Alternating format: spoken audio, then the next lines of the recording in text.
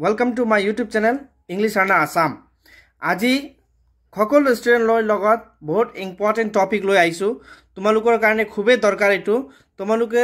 G ক্লাছত পঢ়ি আছা এটো সকলোৰ কাৰণে দৰকাৰ আজি এই ভিডিওত তোমালোকৰ লগত ডিসকাস কৰিম ন্যাশনাল স্কলাৰশিপ পোৰ্টেল এই national scholarship portal central government ফালৰ পৰা দিয়া হয় সকলো স্টুডেন্ট কাৰণে এসটি এসসি ওবিসি আৰু জেনাৰেল সকলো কাৰণে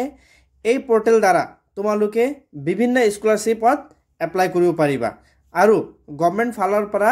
এটা ভাল স্কলাৰশিপ এমাউন্ট পাবলৈ সক্ষম হ'বা এত কি কৰিব লাগিব কেনেকা কৰিব লাগিব সকলো ধৰণে তোমালোকৰ এই ভিডিওত আজি মই জনাম যেহেতু তোমালোকে গম পাইছা ইয়াতে প্ৰথম তোমালোকে টাইপ কৰিব লাগিব ন্যাশনাল স্কলাৰশিপ পোৰ্টেল মানে এনএসপি টাইপ কৰিলে এক্স্যাক্টলি এইটো ফাৰ্স্টত টপত আহিব ইয়াতে তোমালোকে দেখা পাই আছে এতিয়া পৰা তোমালোকে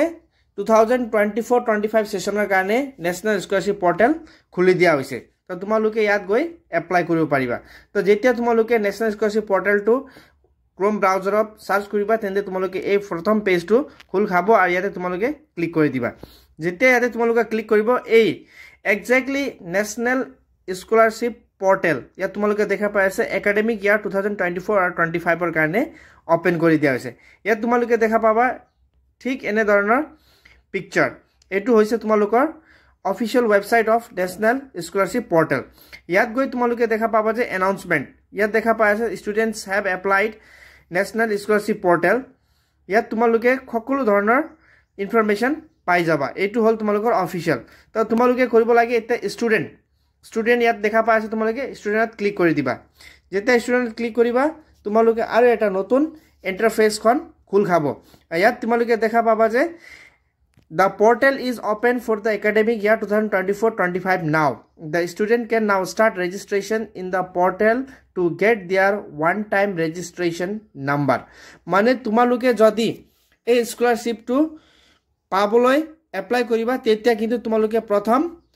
OTR ৰেজিষ্ট্ৰেচন কৰিব লাগিব OTR মানে ওয়ান টাইম ৰেজিষ্ট্ৰেচন কৰিব লাগিব আৰু এইটো থাকিব তোমালোকৰ ইয়াত ইফিন লেখা আছে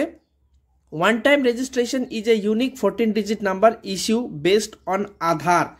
তোমালোকে কিন্তু ইয়াত এনৰোল কৰিবলৈ কি লাগিব আধাৰ লাগিব আৰু লগতে মোবাইল নাম্বাৰ যোনটো আধাৰত লিংক হৈ আছে OTR is required to apply the scholarship ইয়াত তোমালোকে দেখা পাই আছে যেতিয়া তোমালোকে এই মোবাইল নাম্বাৰটো এন্টাৰ কৰিবা তেতিয়া এটা OTP জেনাৰেট হ'ব যোনটো আধাৰ কাৰ্ড লগত লিংক হৈ আছে এতিয়া অলপ তোমালোকক মই দেখাই আছো ইয়াত তোমালোকে দেখিছা তলতো আহি কিনে আধাৰ সেৱা কেন্দ্ৰ ট্ৰ্যাক ইয়োৰ পেমেন্ট এখিনি আগত যিখিনি কৰিছে এখিনি তোমালোকে পেমেন্টটো আইছে না একাউন্টত চেক কৰিব পাৰিবা এতিয়া তোমালোকক এই বস্তুটো ৰেজিষ্ট্ৰেচন কৰিবলৈ কি বস্তু লাগে অথবা এই স্কলাৰশিপত পোৰ্টেলত এপ্লাই কৰিবলৈ কি বস্তু বিশেষকৈ লাগে বুলি ক'লে প্ৰথমটো হৈছে তোমালোকৰ মোবাইল নম্বৰ আৰু এই মোবাইল নম্বৰটো হ'ব লাগিব যোনটো তোমালোকে যেতিয়া আধাৰ কাৰ্ড সেৱা কেন্দ্ৰ গৈ কিনে বনাইছিলা এই মোবাইল নম্বৰটো হে লাগিব দুই নম্বৰটো হৈছে আধাৰ কাৰ্ড আৰু তিন নম্বৰটো ইনকাম সাৰ্টিফিকেট পিছত লাগিব লগতে কাষ্ট সাৰ্টিফিকেট থাকিলে ভাল আৰু বেংক পাসবুকটো কম্পালসৰি হ'বই লাগিব তাৰপাছত ইয়াত তোমালোকে দেখা পাই আছে লগইন এতিয়া তোমালোকে ৰেজিষ্ট্ৰেচন কৰিবলৈ কি কৰিব লাগিব ইয়াত লগইন অপচনটো আছে লগইন অপচনত ক্লিক কৰি দিবা তো যেতিয়া লগইন অপচনত ক্লিক কৰি দিবা ঠিক আগতৰ নিচিনা এটা নতুন ইন্টাৰফেসখন খুল খাই আহিব তোমালোকে ইয়াত দেখা পাবা এইটো ইয়াত তোমালোকে ওপৰত দেখিছা লগইন যেহেতু তোমাৰ লগত এতিয়া OTR ৰেজিষ্ট্ৰেচন নাই এটো কাৰণে প্ৰথম তোমালোকে ৰেজিষ্ট্ৰেচনটো কৰিব লাগিব যদি নিউ ইউজাৰ হয় তেতিয়াহলে ৰেজিষ্টাৰ ইয়োৰসেলফ ইয়াত দেখা পাই আছে তোমালোকে আৰু ইয়াতে তোমালোকে অপচন দেখা পাই আছে ৰেজিষ্টাৰ্ড তাৰপাছত যদি তোমালোকে আগতে ৰেজিষ্ট্ৰেচন কৰিছা তেন্তে তোমালোকে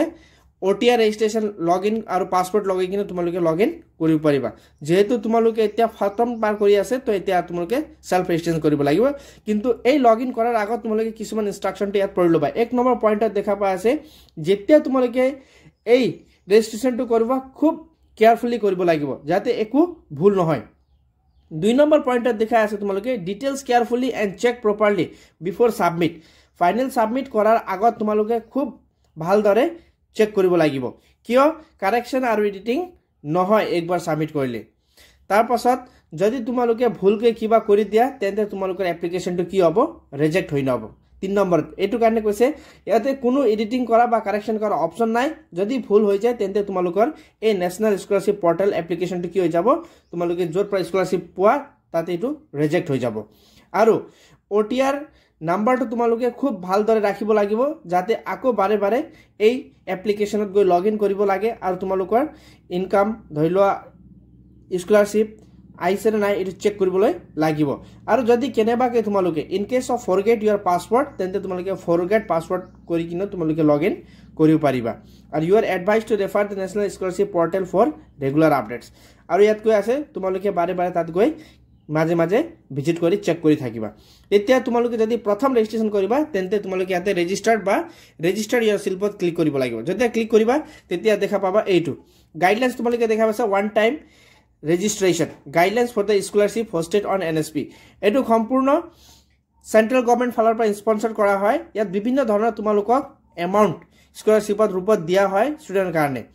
তোমালোকে এই ৰেজিষ্ট্ৰেচন OTR কৰাৰ আগত ইখিনি ধুনিয়াকে তোমালোকে পঢ়ি লবা যেহেতু মই আগতে কৈ দিছো আধাৰ কাৰ্ড হোৱাটো ইয়াত ম্যান্ডেটৰি আছে কম্পালসৰি আধাৰ কাৰ্ড লাগিবই তোমালোকক আৰু আধাৰ কাৰ্ড লগত যোনটো আধাৰ কাৰ্ডৰ নম্বৰ দিয়া আছে এই নম্বৰটো তোমালোকৰ লাগিবই যদি তোমালোকৰ নাই ইয়াত লিখা আছে লিগ্যাল গাৰ্জিয়ানস যদি মাইনৰ আছে তোমালোকে হয়তো এপ্লাই কৰিব তেতিয়া ব্যৱহাৰ কৰিব পাৰিবা কিন্তু আৰু যেতিয়া ইয়াতে ক্লিক কৰিছা তোমালোকে ইয়াত দেখিছ পাইছা গাইডলাইনস তোমালোকে পঢ়ি লৈছা আৰু ইয়াতে দুবাৰ ক্লিক কৰি দিবা আই এগ্ৰি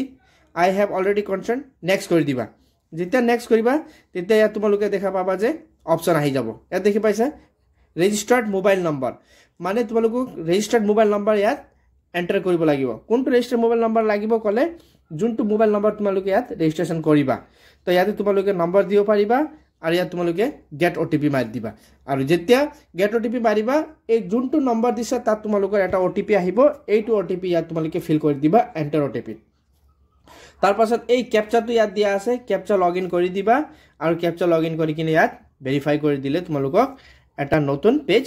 খুল হৈ আহিব তাৰ পাছত ইয়াত তোমালোকে দেখা পাইছা সাইডত অপচন অথনি মই তোমালোকক দেখাইছো এইটো নোট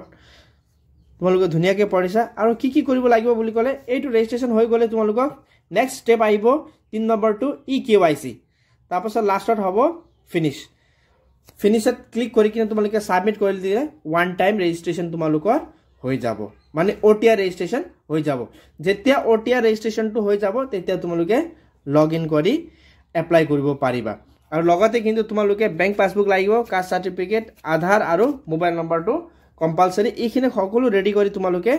ইয়াত এপ্লাই কৰিবা নিশ্চয় তোমালোকক ইয়াত বহুত সহায় হ'ব আৰু ইয়াৰ পৰা তোমালোকে বিভিন্ন স্কলাৰশিপত এপ্লাই কৰিব পাৰিব আৰু যদি তোমালোকক এই এপ্লিকেশনৰ এপ্লাই কৰিব পাৰা নাই যদি এপ্লাই কৰাটো ভিডিও লাগে স্টেপ বাই স্টেপ তোমালোকে মোক কমেন্ট সেকশনত জনাবা মই সম্পূৰ্ণ এটা এপ্লাই কৰি তোমালোকক নেক্সট ভিডিওত জনাই দিম Thank you for watching the video আৰু যদি কোনোবা ষ্টুডেন্টে আজি এই চ্যানেল প্ৰথমবাৰ ভিজিট কৰিছে তেন্তে কাইন্ডলি চ্যানেলটো সাবস্ক্ৰাইব কৰিব ইয়াতে সকলো ধৰণৰ অথেন্টিক